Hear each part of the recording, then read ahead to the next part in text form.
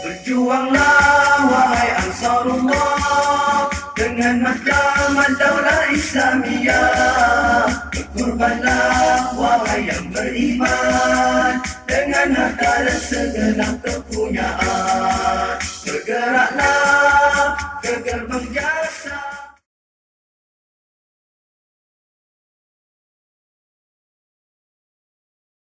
Pertama berkenaan dengan peringatan yang PAS ingin sampaikan kepada pihak SPR agar memantau perbelanjaan calon-calon yang bertanding.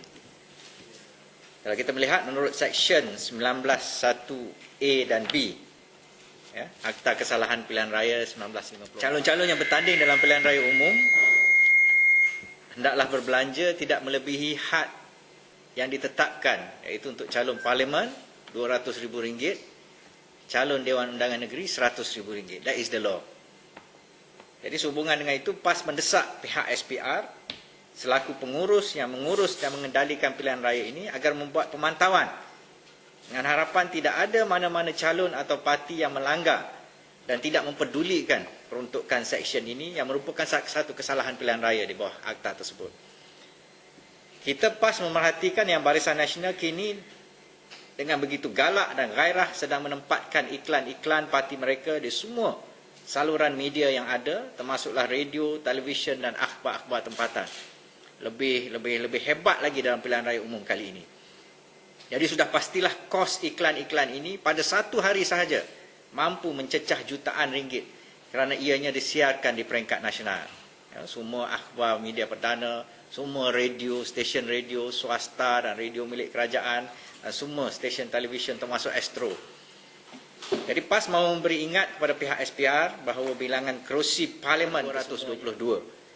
Jika semua kerusi ini dipertandingkan Barisan Nasional, bermakna had perbelanjaan mereka tidak boleh lebih daripada 44.4 juta untuk tempoh kempen ini. Semua kerusi DUN kecuali Sarawak adalah sebanyak 505. Kiranya Barisan Nasional bertanding di semua kerusi ini, bermakna mereka tidak boleh berbelanja melebihi 50.5 juta untuk kerusi DUN. Jumlah keseluruhan Parlimen dan DUN 94.9 juta. Nampak besarlah. Tetapi kalau kita mengambil kira kos iklan tadi 94.9 juta ini tidak besar untuk tempoh kempen 13 hari. Jadi jika diambil kira iklan-iklan radio, TV dan akhbar saja sepanjang tempoh berkempen, tidak termasuk kos poster-poster, kain rentang, kemeja, topi, tudung, bahan cetak calon-calon BN seluruh negara, upah, sewa dan belanja jentera dan para petugas Barisan Nasional, PAS muskil adakah jumlahnya di bawah had yang disebut ataupun telah melebihinya. Jadi bagi PAS, barang syarat dan peraturan dan undang-undang yang telah diperkenalkan perlulah dipatuhi oleh semua pihak tanpa pilih kasih. Yang kedua, penyalahgunaan jentera dan peralatan kerajaan oleh Barisan Nasional. Kait dengan perkara yang pertama tadi, PAS menerima laporan dari para petugas dan jentera parti bahawa di seluruh negara kini pihak Barisan Nasional terus-menerus menyalahgunakan jentera dan peralatan kerajaan untuk kerja-kerja kempen pilihan raya. Dengan status caretaker government atau kerajaan sementara, Barisan Nasional di peringkat persekutuan dan negeri-negeri kecuali Kelantan, sepatutnya penyalahgunaan harta kerajaan seperti ini tidak berlaku. PAS kesal dan memandang berat akan perkara ini kerana ia membuktikan yang Barisan Nasional pada hakikatnya mencabuli kuasa sementara yang diberikan kepada mereka itu.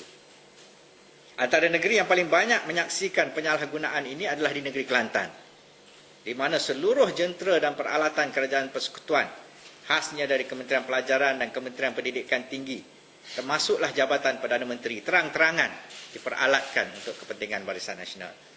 Jadi kita kesal dengan perkara ini, walaupun kita tak boleh buat apa, sebagaimana kita sebut dalam sidang media sebelum ini, tetapi kita nak highlightkan, inilah yang sedang PAS hadapi. Dan inilah penyalahgunaan kuasa of the highest order yang dilakukan oleh pihak Barisan Nasional dalam tempoh kempen pilihan raya kali ini. Dan yang terakhirnya adalah berkenaan dengan kenyataan Timbalan Presiden UMNO semalam dalam satu majlis di Pekan Pahang yang dilaporkan oleh saya rasa kebanyakan akhbar tempatan dalam akhbar The Star ini, why BN must win big. Jadi bagi PAS, rakyat perlu menafikan majoriti 2/3 Barisan Nasional untuk menarik pelabur asing. Jadi PAS menyangkal sekeras-kerasnya pandangan timbalan Presiden UMNO, Datuk Seri Najib Tun Razak, bahawa para pelabur asing tidak akan yakin kepada sebuah kerajaan yang tidak memiliki majoriti 2/3 di Parlimen. Sesungguhnya kuasa mutlak dan majoriti yang luar biasa sebagaimana yang diperolehi oleh Barisan Nasional dalam pilihan raya umum yang lalu membuka ruang kepada rasuah dan penyalahgunaan kuasa tanpa had. Kedudukan sedemikian tidak dapat diperiksa oleh kerana majoriti luar biasa tidak mengizinkan pemantauan atau check and balance yang efektif. Keadaan seperti inilah yang pada hakikatnya akan membimbangkan para pelabur asing. Sekiranya berlaku sebarang pertikaian terhadap urusan atau urus niaga mereka, contohnya, mereka terpaksa berhadapan dengan sistem yang korup, tempang dan pincang.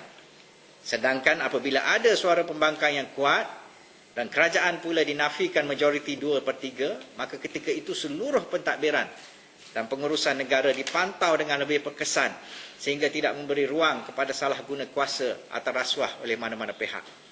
Dalam keadaan seperti inilah PAS percaya akan memupuk keyakinan bukan hanya di kalangan para pelabur asing terhadap negara kita, malah para usahawan dan peniaga tempatan serta rakyat jelata sendiri akan berasa selamat dan terjamin hidup mereka. Memang kita patuh pada peraturan. Sebab kita bimbang pada implikasi bila kita parti pembangkang ini, apa saja akan digunakan terhadap kita.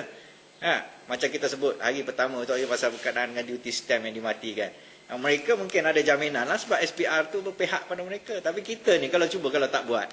Cuba kalau mereka buat pada hari itu, kita tak buat. So, pasti saya yakin kita akan disqualified kan. Tapi, so kerana itu undang-undang peraturan ni kita sangat careful lah dalam kita lihat rekod kemenangan Barisan Nasional pada tahun 2004 yang mana Barisan Nasional telah memenangi 90.2%, saya ingat, kerusi di Parlimen.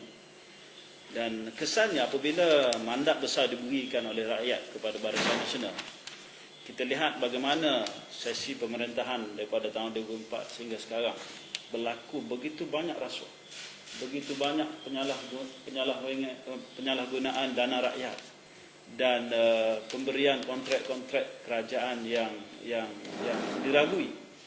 Saya boleh beri beberapa contoh seperti yang kita lihat jelas bagaimana pelabur Arab dalam kes PKFZ yang melabur di Port Klang Free Zone telah menarik diri kerana salah urus dalam projek tersebut. Dan kita juga didedahkan bagaimana projek tersebut, pembelian tanah yang harganya begitu murah dibeli dengan harga yang ditinggikan, walaupun Securities Commission sendiri telah menasihatkan bahawa harga itu terlalu tinggi. Jadi ini menunjukkan bahawa sebuah kerajaan yang terlalu besar mandatnya akan melakukan apa sahaja sehingga pelabur asing akan menarik diri daripada pelaburan di Malaysia. Dan itu satu kenyataan yang cukup lemah, yang cukup memualkan daripada Datuk Seri Najib mengatakan bahawa pelabur akan prefer apabila sebuah kerajaan itu diberikan mandat besar. Kita juga didedahkan bagaimana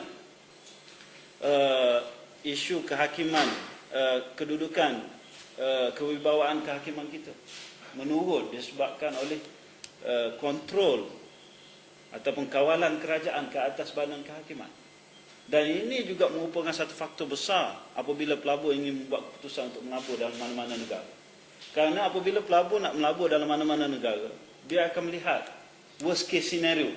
Sekiranya berlaku apa-apa konflik dalam perniagaan mereka, dalam pelaburan mereka, tentu sekali mereka perlu merujuk kepada badan kehakiman,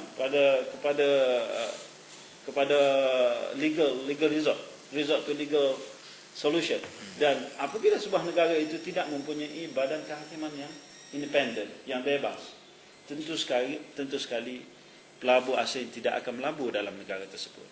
Dan ini merupakan satu kesan besar. Kita sudah lihat bagaimana kes Vicky Lingham itu yang dilaporkan di internet, dilaporkan di media secara meluas, tentunya telah menyebabkan pelabur hilang keyakinan kepada Malaysia untuk melabur di sini. Dan sekiranya kerajaan terus diberi mandat besar, saya percaya kuasa dan kontrol ke atas kehakiman ini akan diteruskan.